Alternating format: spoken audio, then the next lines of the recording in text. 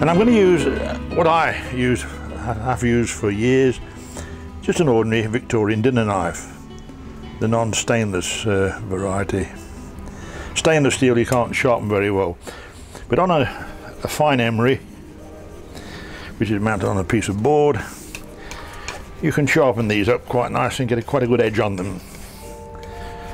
And with a paring knife, I'm right-handed, so the bevel has to be on this side of it. Keep the bottom edge flat. And then on the back there's a piece of hide which you use as a strop, very much like the old cutthroat razors. Just strop it up, get rid of all the burrs.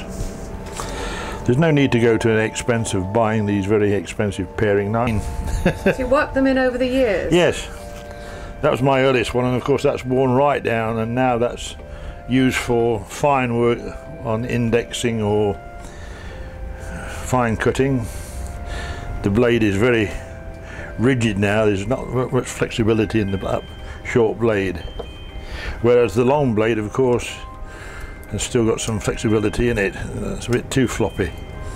But as you go on and you gradually wear them down with the sharpening,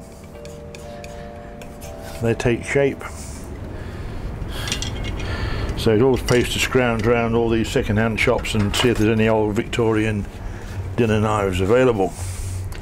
Getting very scarce now, well over 100 years since they were in use. In fact, this knife was my grandmother's, and she died 30 years ago.